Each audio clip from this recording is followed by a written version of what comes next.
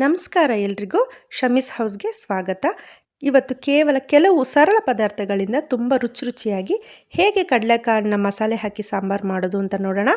ಈ ರೆಸಿಪಿ ಯಾರು ಮಿಸ್ ಮಾಡ್ಕೋಬೇಡಿ, ಬನ್ನಿ ಸ್ಟಾರ್ಟ್ ಮಾಡೋಣ. ಇವಾಗ ಇಲ್ಲಿ ನಾನು ಕಡಲೆಕಾಳನ್ನ ರಾತ್ರಿ ನೆನೆಸಿಟ್ಟಿದ್ದು ನೋಡಿ, ಚೆನ್ನಾಗಿ ಅದು ನೆಂದಿದೆ. ಇವಾಗ ಸ್ಟವ್ ಮೇಲೆ ಒಂದು ಕುಕ್ಕರ್ ಇಟ್ಕೊಂಡು 2 ಸ್ಪೂನ್ ಎಣ್ಣೆ ಹಾಕ್ಕೊಳ್ಳೋಣ. ಆಮೇಲೆ ಇಲ್ಲಿ 2 ಈರುಳ್ಳಿನ ಕಟ್ ಮಾಡಿ ಇಟ್ಕೊಂಡಿದ್ದೀನಿ, ಅದನ್ನು ಹಾಕ್ತಾಯಿದ್ದೀನಿ.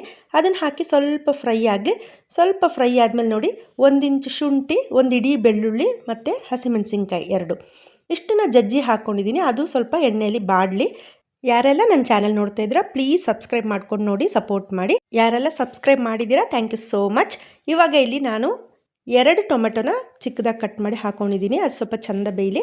ಆಮೇಲೆ ಇವಾಗ ಇದಕ್ಕೆ ಉಪ್ಪು, 1/4 ಟೀ ಸ್ಪೂನ್ ಅರಿಶಿನ ಪುಡಿ, 1 ಸ್ಪೂನ್ ಫುಲ್ಲು ಧನಿಯಾ ಪುಡಿ ಮತ್ತು 1 ಸ್ಪೂನ್ ಫುಲ್ಲು ಕಾಶ್ಮೀರಿ ಮೆಣಸಿನ ಪುಡಿ. ಸ್ವಲ್ಪ ಖಾರ ಜಾಸ್ತಿ ಬೇಕು ಅಂದರೆ ಸ್ವಲ್ಪ ಜಾಸ್ತಿ ಹಾಕ್ಕೊಳ್ಳಿ. ಮತ್ತು ಒಂದು 1/4 ಟೀ ಸ್ಪೂನ್ ಗರಂ ಮಸಾಲ ಪುಡಿ ಮತ್ತು ಕರಿಬೇವಿನ ಸೊಪ್ಪು ಇಷ್ಟನ್ನು ಹಾಕಿಬಿಟ್ಟು ಚೆನ್ನಾಗಿ ಮಿಕ್ಸ್ ಮಾಡೋಣ. ಮಿಕ್ಸ್ ಮಾಡಿ ಹಸಿ ಸ್ಮೆಲ್ಲೆಲ್ಲ ಹೋದ್ಮೇಲೆ ನೋಡಿ, ನಾವು ನೆನೆಸಿಟ್ಕೊಂಡಿದ್ವಲ್ಲ ಕಡಲೆಕಾಳು, ಅದನ್ನು ಹಾಕಿಬಿಟ್ಟು ಒಂದು ಆಲೂಗಡ್ಡೆನ ಇಲ್ಲಿ ಕಟ್ ಮಾಡಿ ಇಟ್ಕೊಂಡಿದ್ದೀನಿ ಚಿಕ್ಕದಾಗಿ, ಅದನ್ನು ಹಾಕೋಣ. ಆಲೂಗಡ್ಡೆ ಜಾಸ್ತಿ ಬೇಕು ಅಂದರೆ ಸ್ವಲ್ಪ ಜಾಸ್ತಿ ಬೇಕಿದ್ದರೂ ಹಾಕ್ಕೋಬೋದು. ಹಾಕ್ಬಿಟ್ಟು ಇದನ್ನು ಚೆನ್ನಾಗಿ ಮಿಕ್ಸ್ ಮಾಡೋಣ. ಮಸಾಲೆ ಎಲ್ಲ ಕಡೆ ಸ್ಪ್ರೆಡ್ ಆಗೋ ಥರ ಚೆಂದ ಮಿಕ್ಸ್ ಮಾಡಿಬಿಟ್ಟು ಇವಾಗ ಇದಕ್ಕೆ ನೀರು ಹಾಕ್ಕೊಳ್ಳೋಣ. ಕಡಲೆಕಾಳೆಲ್ಲ ಮುಳುಗಬೇಕು ಅಷ್ಟು ಹಾಕ್ಕೊಳ್ಬೇಕು. ಈ ಸಾರು ತುಂಬಾ ರುಚಿಯಾಗಿರುತ್ತೆ. ಚಪಾತಿಗೆ, ಮುದ್ದೆಗೆ, ರೈಸ್ಗೆ ಎಲ್ಲ ಸಖತ್ತಾಗಿರುತ್ತೆ. ಎಲ್ಲರೂ ಮನೇಲಿ ಮಾಡಿ.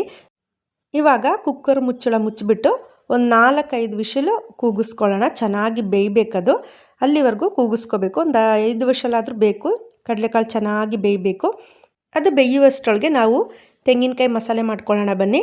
ಇವಾಗ ಮಿಕ್ಸಿ ತೊಗೊಂಡು ಅದಕ್ಕೆ ಅರ್ಧ ಹೋಳು ತೆಂಗಿನಕಾಯಿ ಫುಲ್ ತೊಗೊಂಡಿದ್ದೀನಿ ನಾನು, ಅಷ್ಟನ್ನು ಹಾಕ್ತಾಯಿದ್ದೀನಿ. ಒಂದು ಅರ್ಧ ಸ್ಪೂನು ಜೀರಿಗೆ, ಅರ್ಧ ಸ್ಪೂನು ಸೋಂಪು ಮತ್ತು 1 ಈರುಳ್ಳಿ ಇಷ್ಟನ್ನು ಹಾಕ್ಬಿಟ್ಟು ಚೆನ್ನಾಗಿ ನೈಸಾಗಿ ರುಬ್ಕೊಳ್ಳೋಣ.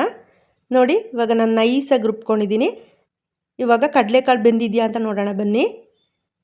ನೋಡಿ, ಕಡಲೆಕಾಳೆಲ್ಲ ಬೆಂದಿದೆ ಚೆನ್ನಾಗಿ. ನೋಡೋಣ ಬನ್ನಿ, ಚೆನ್ನಾಗಿ ಬೆಂದಿದೆಯಾ ಅಂತ ಒಂದು ನೋಡೋಣ. ನೋಡಿ, ಚೆನ್ನಾಗಿ ಬೆಂದಿದೆ, ಮೆತ್ತಗಾಗಿದೆ. 5 ವಿಷಲ್ ಕೂಗಿಸ್ಕೊಂಡಿದ್ದೆ ನಾನಿಲ್ಲಿ. ನೋಡಿ, ಇವಾಗ ತೆಂಗಿನಕಾಯಿ ಮಸಾಲೆನ ಹಾಕೋಣ. ಇವಾಗ ಒಂದು ಸ್ವಲ್ಪ ನೀರು ಹಾಕೋಣ, ಗಟ್ಟಿಯಾಗಿದೆ. ಸ್ವಲ್ಪ ನೀರು ಹಾಕ್ತೀನಿ ಇವಾಗ. ಇದು ತುಂಬಾ ರುಚಿಯಾಗಿರುತ್ತೆ. ಎಲ್ಲರೂ ಒಂದು ಸಲ ಮನೇಲಿ ಮಾಡಿ ನೋಡಿ. ಇವಾಗ ಎಲ್ಲ ಕಡೆ ಮಿಕ್ಸ್ ಮಾಡಿದ್ದೀನಿ. ಈಗ ಸ್ವಲ್ಪ ಉಪ್ಪು ಹಾಕ್ಕೊಳ್ಳೋಣ. ಆವಾಗಲೇ ಸ್ವಲ್ಪ ಉಪ್ಪು ಹಾಕಿದ್ದೆ, ನೋಡಿಕೊಂಡು ಉಪ್ಪು ಹಾಕ್ಕೋಬೇಕು. ಹಾಕ್ಕೊಂಡು ಇವಾಗ ಇದನ್ನ ಕುದಿಯೋಕ್ಕೆ ಬಿಟ್ಬಿಡೋಣ. ಅಷ್ಟರೊಳಗೆ ನಾವು ಒಂದು ಒಗ್ಗರಣೆ ಮಾಡ್ಕೊಳ್ಳೋಣ ಬನ್ನಿ. ಸ್ಟವ್ ಮೇಲೆ ಒಂದು ಪ್ಯಾನ್ ಇಟ್ಕೊಂಡು 1 ಸ್ಪೂನ್ ಎಣ್ಣೆ ಹಾಕ್ಕೊಳ್ಳೋಣ. ಅದಕ್ಕೆ ಒಂದು 1/4 ಟೀ ಸ್ಪೂನು ಸಾಸಿವೆ. ಎಣ್ಣೆ ಬಿಸಿ ಆದಮೇಲೆ ಹಾಕಬೇಕು ಸಾಸಿವೆನ. ನೋಡಿ, ಇವಾಗ ಸಾಸಿವೆ ಸಿಡಿತಾ ಇದೆ.